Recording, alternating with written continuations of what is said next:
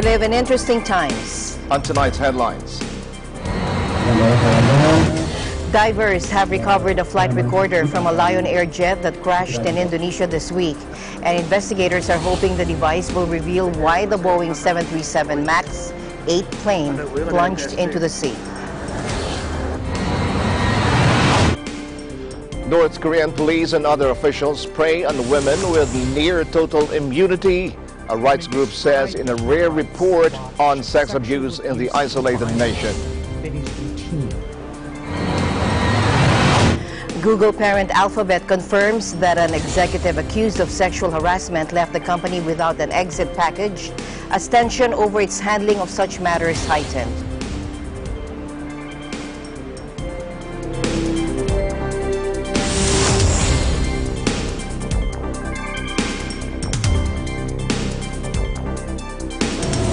I'm Alma Angeles, wherever you're watching from around the world. Thank you very much for joining us. We welcome our viewers here in the Philippines and around the world. Good evening, everyone. I'm Sam Cepeda. And now to the news.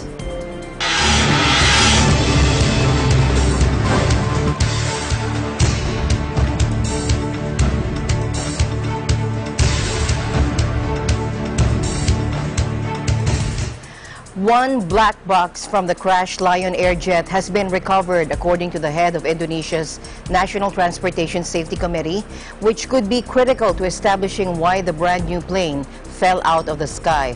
The devices record information about the speed, altitude, and direction of the plane, as well as flight crew conversations, and could hold total or vital clues to the cause of the deadly accident. Take a look. Anggota TNI yang sudah mendapatkan black box tersebut, dan oleh karenanya elemen tersebut akan segera dibawa ke Tanjung Priok untuk selanjutnya dilakukan suatu evaluasi. The Boeing 737 MAX 8, which went into service just a few months ago, plunged into the Java Sea off Indonesia's northern coast on Monday, killing 189 people just 12 minutes or 13 minutes after taking off from the capital Jakarta for Pangkal Pinang City. The single-aisle Boeing plane is one of the world's newest and most advanced commercial passenger jets. Aviation experts are puzzled by the accident and say it's too early to determine what caused the crash.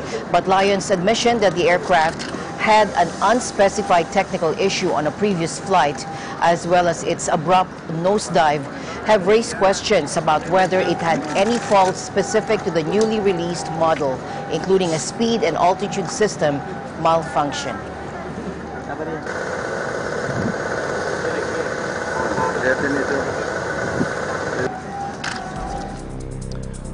The Department of Foreign Affairs on Thursday sent a consular team to assist overseas Filipino workers in northern Marianas who were displaced after Typhoon Yutu or Typhoon Rosita swept across the islands last week. According to the agency, a two-man team from the Philippine Consulate General in Agana is traveling to Saipan to extend relief assistance to affected OFWs. Consul General Marciano de Borja said, aside from distributing cash assistance, Vice Consul Alex Balispin and assistance to Nationals Officer Juliet Simbul will also check and assess the conditions of the Filipino community in the island and meet with Saipan officials. The envoy said some Filipinos were reported to have lost their houses in the typhoon and have limited access to food and water. According to De Borja, there are about 6,000 OFWs among the estimated 15,000 members of the Filipino community in Saipan, the largest island in the northern Marianas.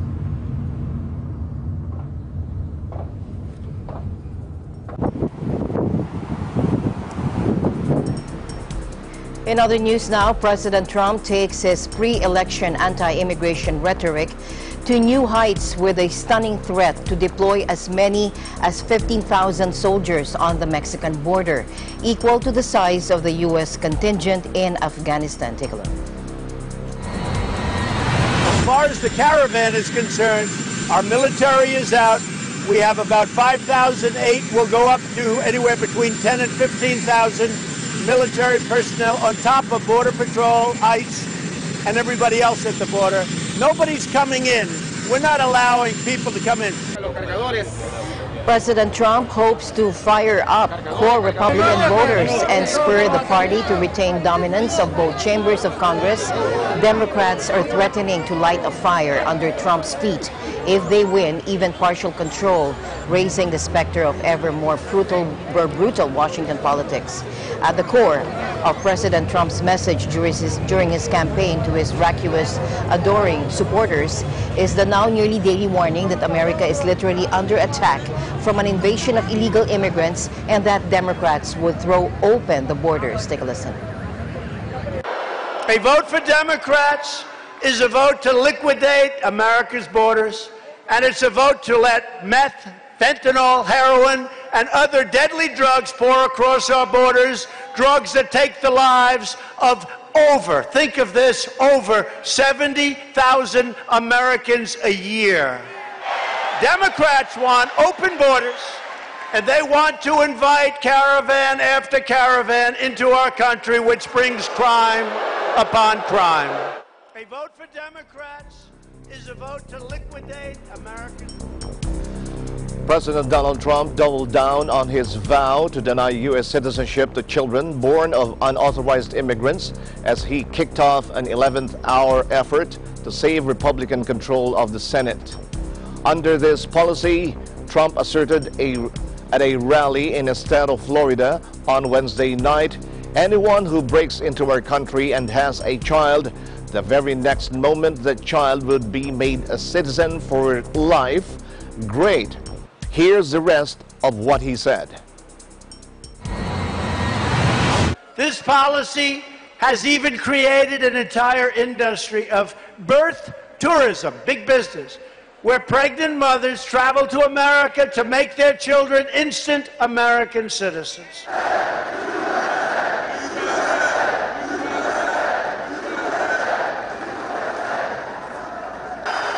So babies born in the United States to non-U.S. nationals may soon not be eligible to be a naturalized citizen of the country.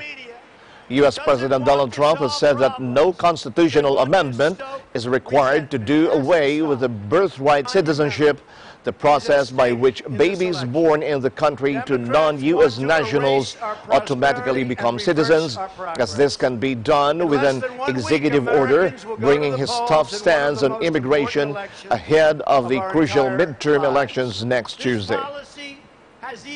Birthright citizenship is a very, very important subject. In my opinion, it's much less complex than people think. I think it says it very loud and clear in the Constitution that you don't have to go through the process of whatever they're talking about. And by the way, this is not a constitutional amendment. You don't need a constitutional amendment for birthright citizenship. I believe that you can have a simple vote in Congress, or it's even possible, in my opinion, this is after meeting with some very talented legal scholars, that you can do it through an executive order. Now, I'd rather do it through Congress because that's permanent, but we can certainly do it through, I really believe we can do it through executive order. One other thing, if President Obama could get DACA approved, if you look at DACA, where he actually said, well, this isn't legal or this I can't do, but I'll do it anyway, and then he gets a judge to approve it, and it'll ultimately be decided by the Supreme Court, I hope quickly, but certainly if he can do DACA, we can do this by executive order. With that being said, I think Congress will ultimately act, but I may very well do it by executive order. Just so you understand, a person comes in, was never in our country before, has a baby, and now all of a sudden the baby's a United States citizen. And through chain migration and other things, many other people come in through the baby. It's ridiculous. All you have to do is take a look at what Harry Reid said in 1993. And guess what? Before he went insane, he got it right.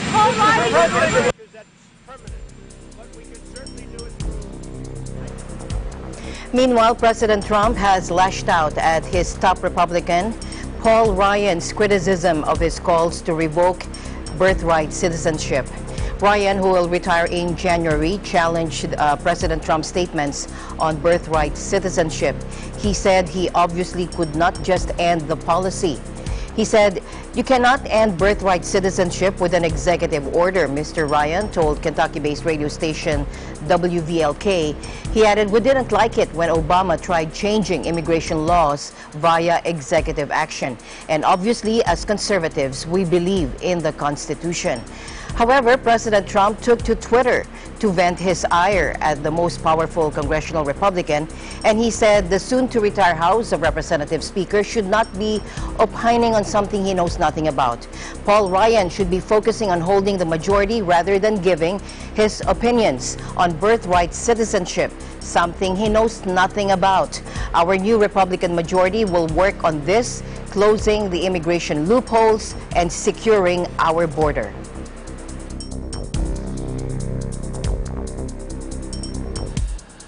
Defense Secretary Jim Mattis on Wednesday defended the decision to send thousands of soldiers to the U.S. border with Mexico, rejecting criticism that the move is a political stunt ahead of next week's election.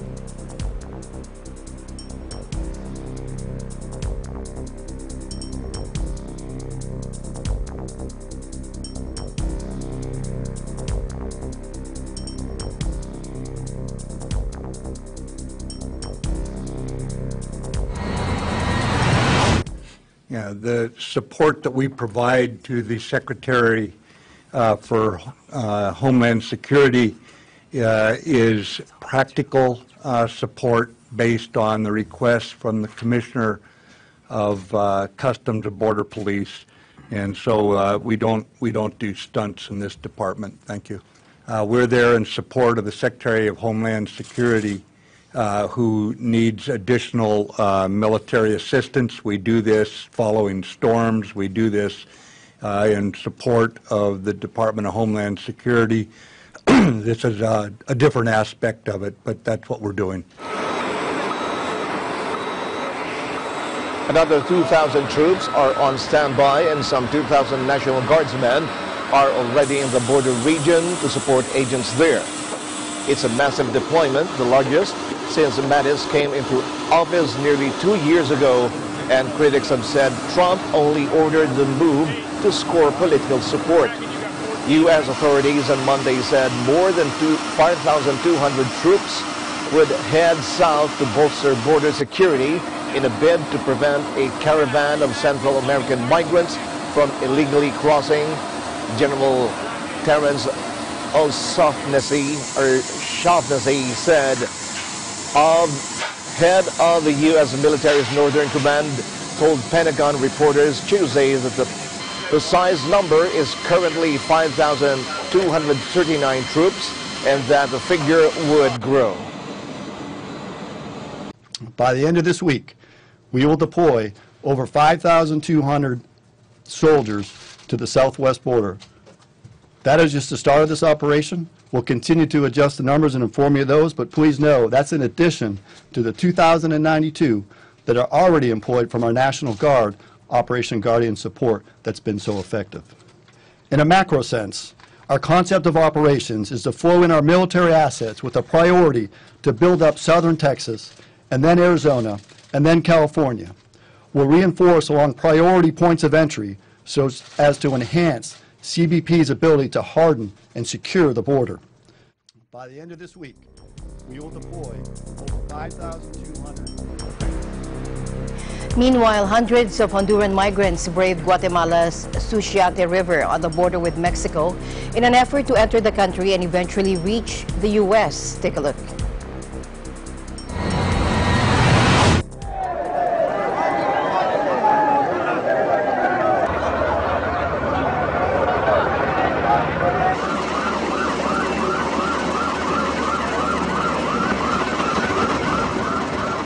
Vengo por darle un futuro a mis hijos, que no se me hagan delincuentes, que no se me hagan vagos, que no roben ni maten.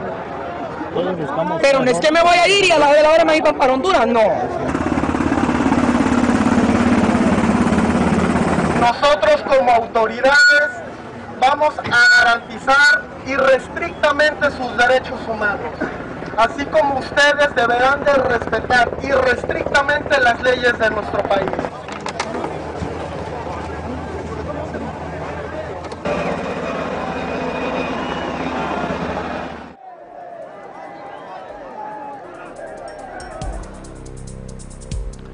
Raging wildfires have killed 7 people, including a baby and a pregnant woman, in a farming settlement along South Africa's famed Garden Route, Disaster Management Services said Monday.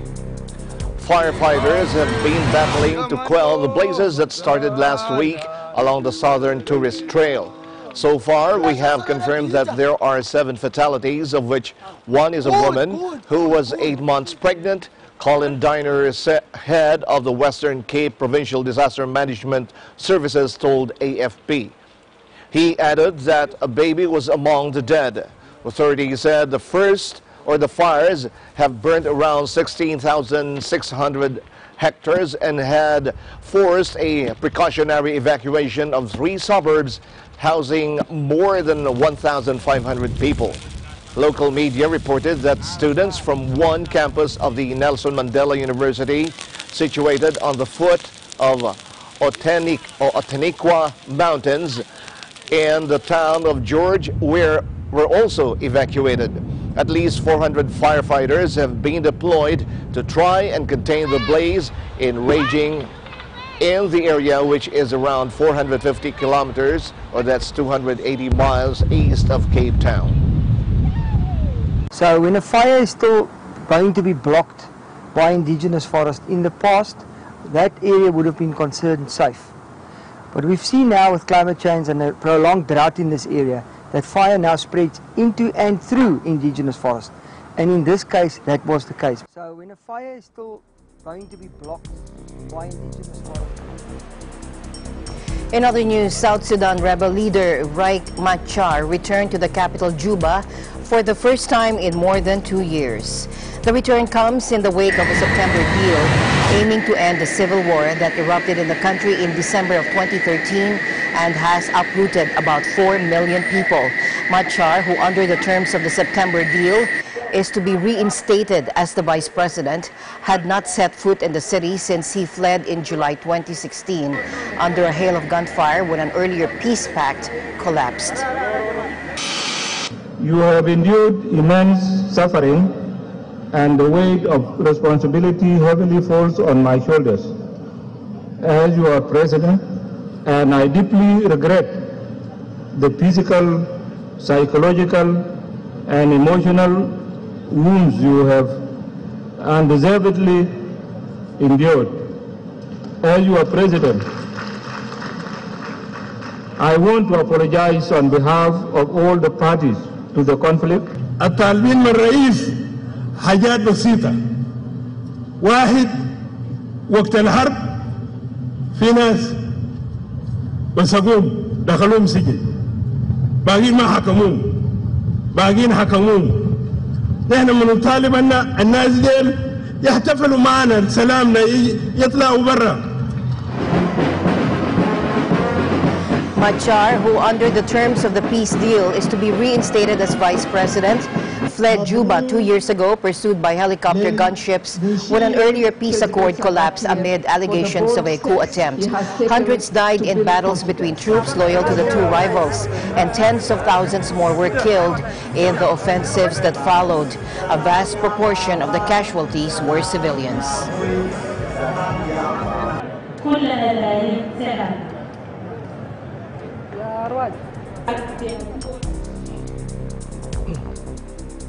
Journalist Jamal Khashoggi was strangled as soon as he entered the Saudi consulate in Istanbul and then dismembered as part of a premeditated plan, Turkey's chief prosecutor said Wednesday, making details of the murder public for the first time. The revelations came just hours after Saudi Arabia's chief prosecutor left Istanbul, and the Turkish prosecutor's office said it was obliged to reveal the details after the talks produced no concrete results. The Turkish statement said, in accordance with plans made in advance, the victim, Jamal Khashoggi, was choked to death immediately after entering the Consulate General of Saudi Arabia. His body was then dismembered and destroyed, again in line with advanced plans, it added. Gruesome reports in the Turkish media had previously alleged that Khashoggi, a 59-year-old Washington Post contributor, critical of the powerful Saudi crown prince, had been killed and cut into pieces by a team sent from Riyadh to silence him. His body has not been found. Turkey has steered away from publicly blaming Saudi Arabia for the killing. However, a senior spokesperson from the ruling AK party said on Wednesday that it could not have been carried out without orders from someone in the senior position. Saudi Arabia denies its royal family was involved. Saudi Arabia has subsequently said that Khashoggi was murdered and that it is determined to find out all the facts.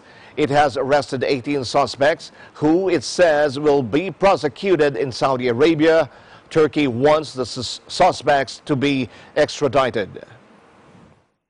On the issue of extradition, the individuals are Saudi nationals. They're detained in Saudi Arabia. The investigation is in Saudi Arabia, and they will be prosecuted in Saudi Arabia.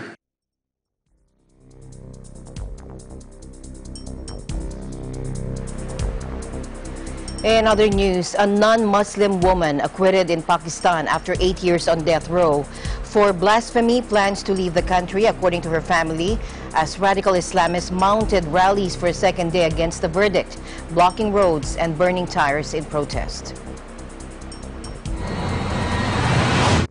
I think I have absolutely no safety, no security.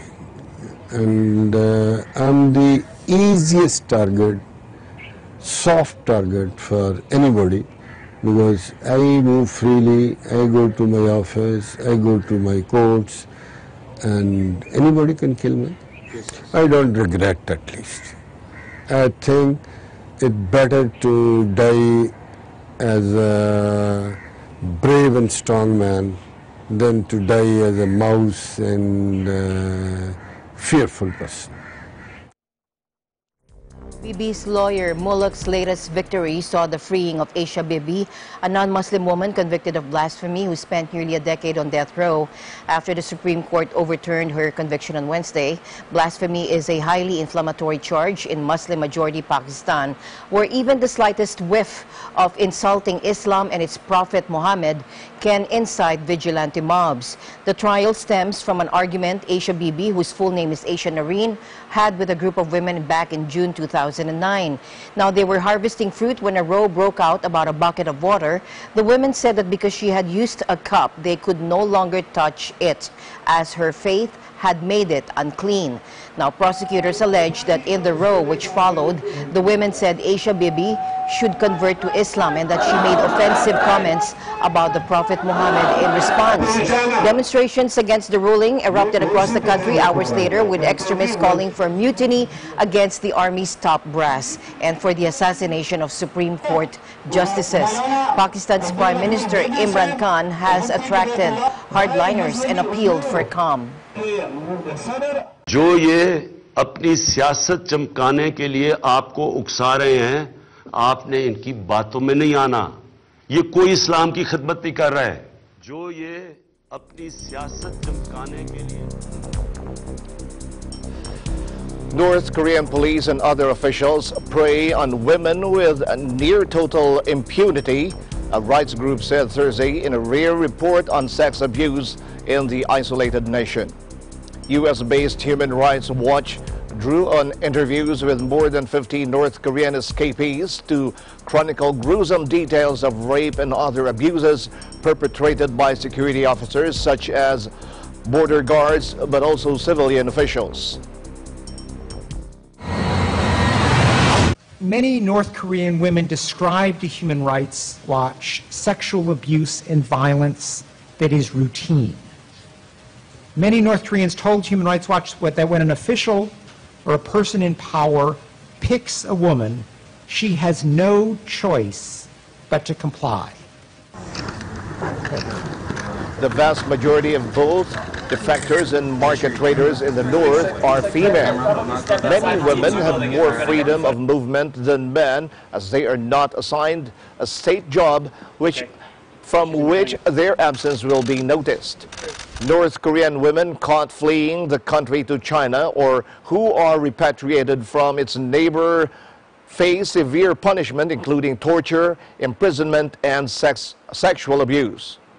The report said traders who smuggle goods across the border with China to sell at state-sanctioned private markets are forced to pay bribes, including sexual favors.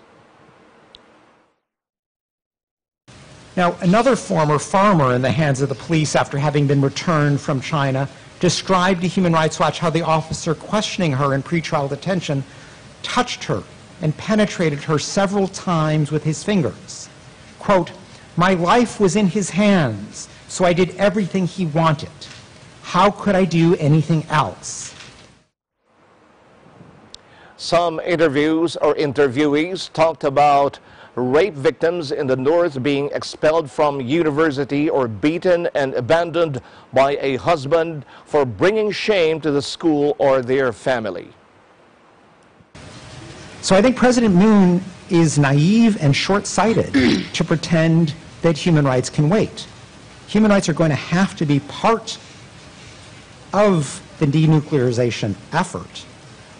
And the South Korean government should stop accepting negotiations solely on the terms of the North Korean government. Now, what is perhaps most remarkable is that this system of sexual violence and abuse is so entrenched that victims often don't even realize that they're victims, but think rather that what's happening to them reflects a choice that they must make as a more normal part of North Korean life.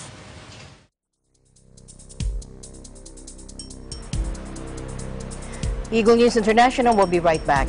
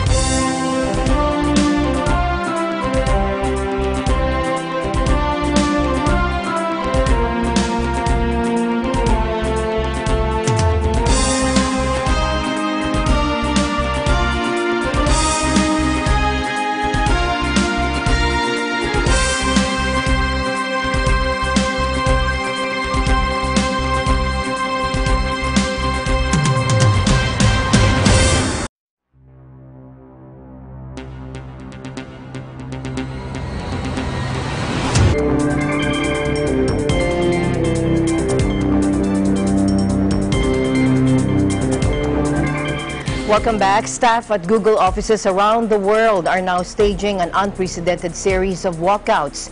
This is in protest at the company's treatment of women.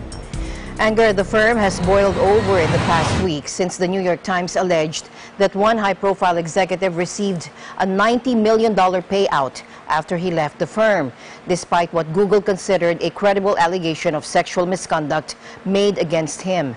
Andy Rubin, known as the creator of the Android mobile operating system, denies the allegation. On Tuesday, another executive, this time from the company's X Research Lab, also resigned. Richard Duvall was said to have made unwanted advances towards a woman who was recently interviewed for a job in which she would have reported to Mr. Duvall.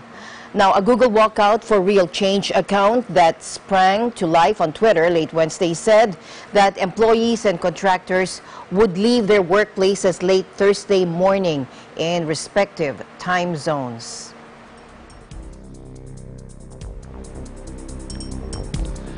Tens of thousands of supporters of sacked Sri Lanka's Prime Minister Ranil Wickremesinghe blocked roads in Colombo, stepping up a showdown with a former strongman accused of rights abuses, who also claims to head the country's government.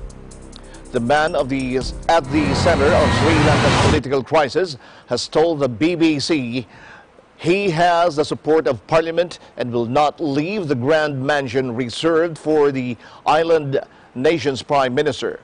Last week, the president sacked PM Ranil Wickremesinghe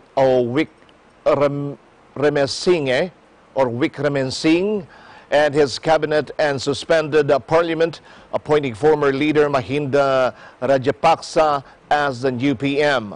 But Mr. Wickremesinghe says the move is illegal and will not leave office. The constitutional crisis has already sparked protests and deadly violence. Wickremesinghe left his official residence for the first time since Friday to condemn President Maithripala Sirisena for dismissing him and appointing Mahinda Rajapaksa, a former president accused of grave human rights violation and corruption.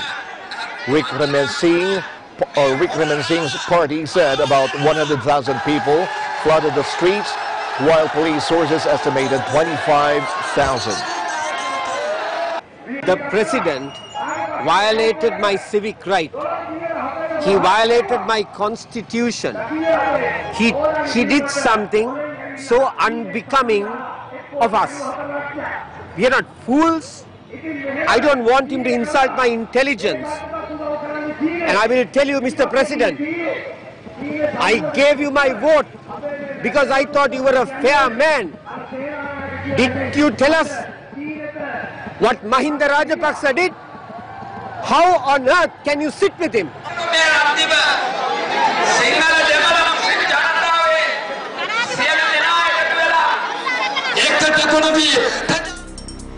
To other news now, Prince Harry and wife Meghan received a traditional Maori welcome during their visit to Rotorua in New Zealand's North Island. Take a look.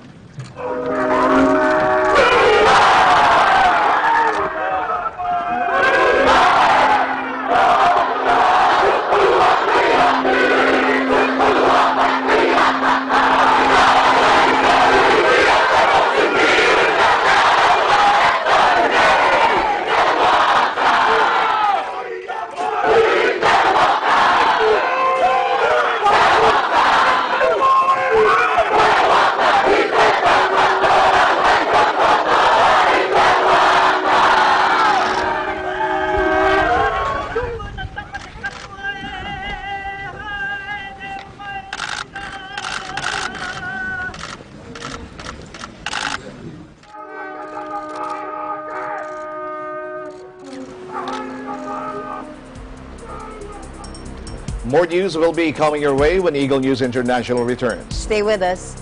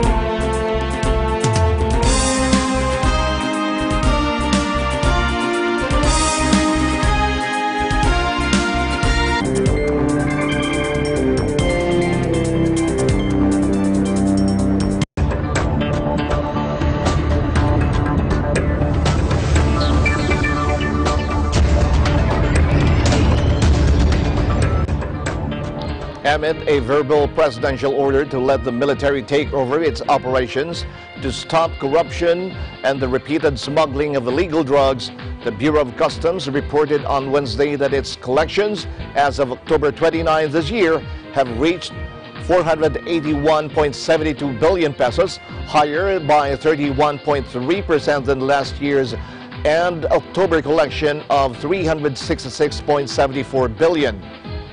At turnover rights at the BOC headquarters, outgoing Customs Commissioner Isidro S. La Peña reported that based on the latest preliminary record of the BOC Financial Service from January to October 29, 2018, the Bureau has already exceeded its collection target for the period by 15.3 billion pesos. La Peña turned over the helm of the BOC on Wednesday to another retired military general, Rey Leonardo B. Guerrero, who had a successful stint as chief regulator at the Maritime Industry Authority after he stepped down as chief of the Armed Forces of the Philippines. In a related development, Trade Secretary Ramon M. Lopez said President Duterte's plan to militarize the BOC will not hamper the flow of goods in ports and could even lead to smoother trade procedures. In a statement, Lopez told businesses not to worry about any delays in the shipment of their goods if the administration of the BOC is handed over to the military. The president has been flirting with the idea of turning over customs regulations to the country's armed forces. He was disgusted with how things are going in the BOC following a dispute between the regulator and the Philippine Drug Enforcement Agency over the entry of up to $11 billion of crystal meth in the port of Manila. Lopez, for his part, said militarizing the BOC could prove to be necessary to address corruption in the agency.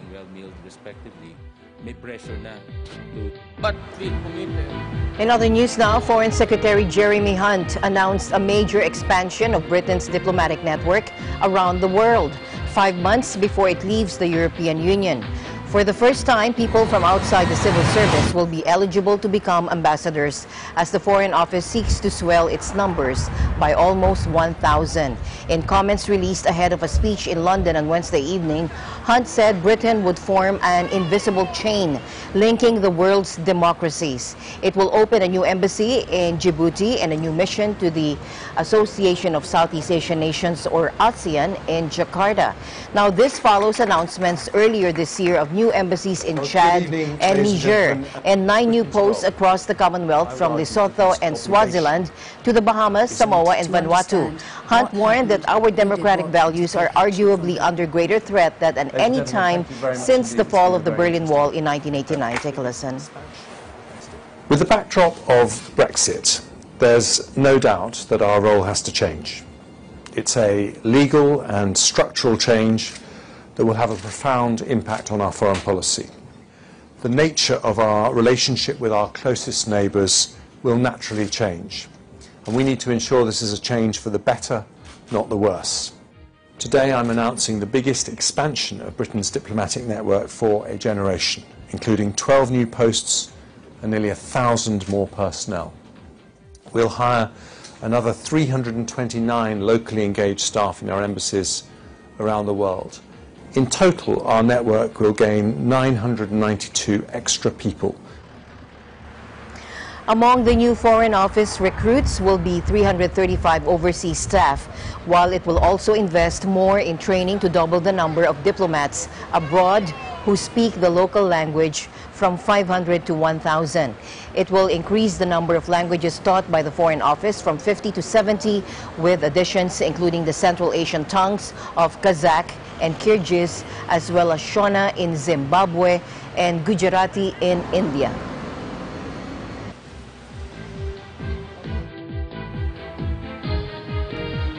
Gibraltar has closed to full employment, and it has long been a lifeline for people who live in the adjacent area of Spain known as El Campo de Gibraltar, which has one of the European Union's highest jobless rates. But when Brexit comes, it could mean tighter controls at what would be a new border between Britain and the European Union, which could jeopardize the easy flow of people that has benefited both Gibraltar and El Campo. Every morning, the border separating Gibraltar from the Spanish town of La Línea de la Concepción in Andalusia is packed with people and vehicles. Around 14,000 employees regularly make the crossing to work in the British enclave, and some, like Miguel, are already suffering the first consequences of the UK's impending departure from the EU.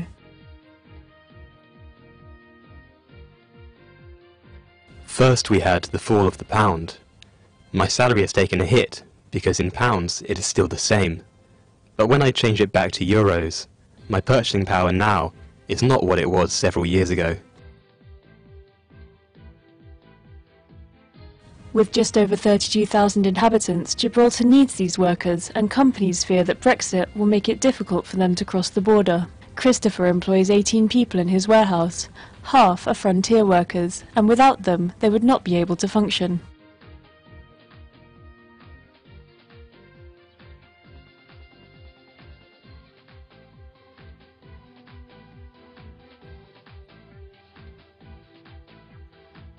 Talks between the UK and the EU are now in the crucial final stages, and there remains huge uncertainty as to what the final deal will be. Some companies are trying to anticipate the outcome and find solutions to potential border problems.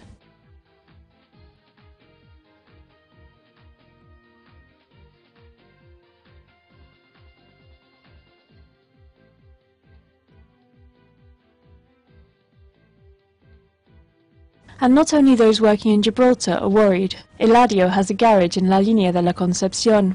2/3 of their customers come from Gibraltar looking for lower prices. But if there are problems at the border, he fears they'll stop coming and his business will have to close. Here there's nothing. We would have to take our suitcases and go abroad just like in the 60s. Eladio's family emigrated to France after Spain's former dictator Francisco Franco closed the border with Gibraltar in 1969. Now,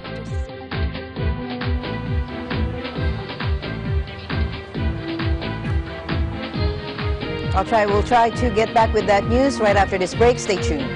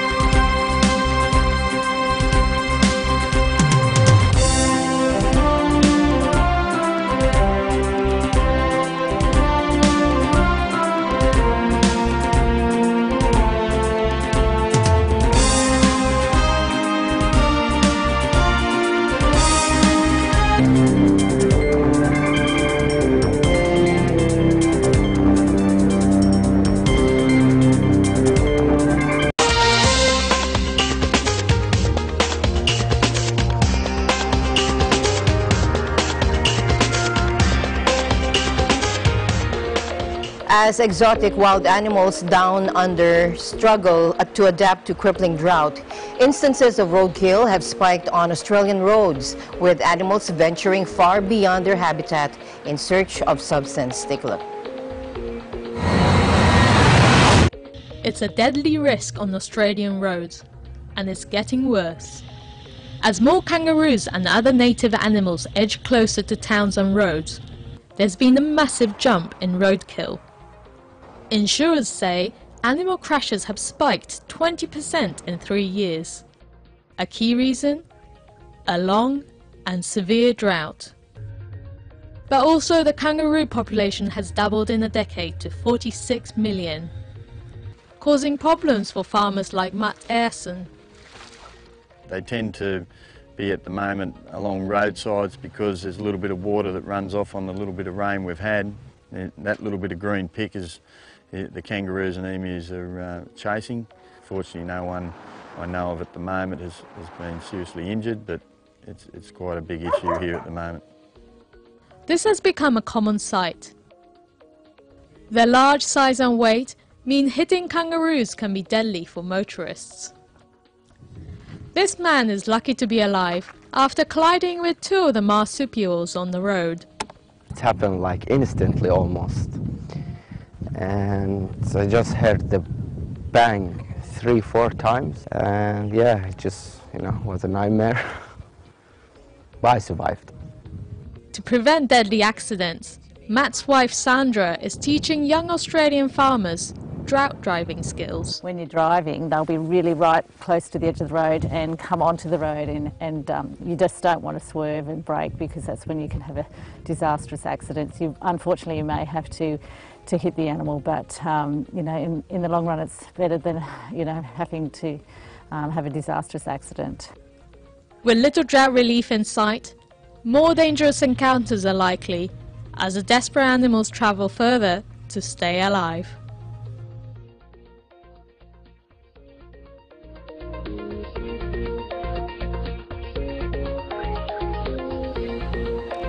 The Iglesia Ni Cristo was recently recognized for humanitarian work by a member of the Manitoba Legislative Assembly. Kathleen May Pangan reports. Less than a month after its Aid for Humanity events in Winnipeg, Canada, the Church of Christ was recognized in the chamber of the Legislative Building and received an appreciation for all its services it had offered to the province. The Church of Christ was recognized today by a member statement in which a member of the House expresses his or her appreciation of an individual or a group for their contribution or service to the people of Manitoba. Member of Legislative Assembly Cindy Lamoureux of Burroughs recalls some of the aid efforts, events, and services rendered by the Church of Christ. The Honourable Member for Burroughs. An organization that is so huge that they are established in 147 countries, including here in Canada. The Iglesia Ni Cristo, INC, is a committed group of individuals who have decided to fulfill their pledge in extending help through aid and services, promoting education, socioeconomic well-being, environmental awareness, and health improvement. They do this through partnering up with local governments, community establishments, Aid for Humanity programs, and through Christian family organizations of the Church of Christ. Over the last couple of years, I, along with my colleague from Kiiwetinoong, have had the honor to participate in INC's events. I'd like to tell you about a few of these events. The first being the Worldwide Walk to Fight Poverty. This event occurred simultaneously in 44 countries across 18 time zones on May 5th. 1,140 Manitobans joined the walk, which happened right here on our legislative grounds. More recently, last month on September 28th, INC held an event in the north end of our city where over 3,000 care packages that they prepared were handed out to nearby residents, clients of local shelters, and those who may be homeless. The care INC provides extends across Manitoba. For example, when there was a shortage for blood donations this past summer, INC assisted in the Canada-wide blood donation drive. And when there was a need for evacuees of Garden Hill and St. Teresa Point during last year's forest fire, they fed Manitobans who were arriving by air from affected areas. Madam Speaker, in closing, it is organizations like INC and individuals like the 9 who have joined us in the gallery today, one all the way from Toronto, that are the embodiment of hope. They work to serve others, and I am hoping that today my colleagues will join me in showing appreciation to INC's service to our province. Thank you.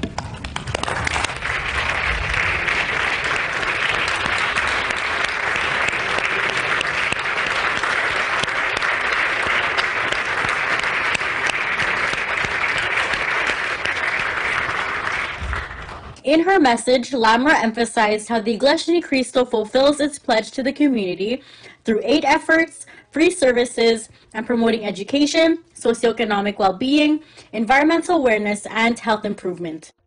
Over the years, I've had the opportunity to come out to lots of events that have been put on by the Church of Christ and members of the group, and it truly is inspiring. And I talked about this in one of my prior interviews, just how uplifted I feel every single time, and I want to be able to bring that hope here into the Manitoba Legislative Building. So I'm hoping by making a statement today on it, it will expose the Church of Christ to more members of the Legislative. The Iglesia Ni Cristo works hand in hand with the Felix Y. Manalo Foundation in reaching out to people in impoverished areas and those affected by calamities.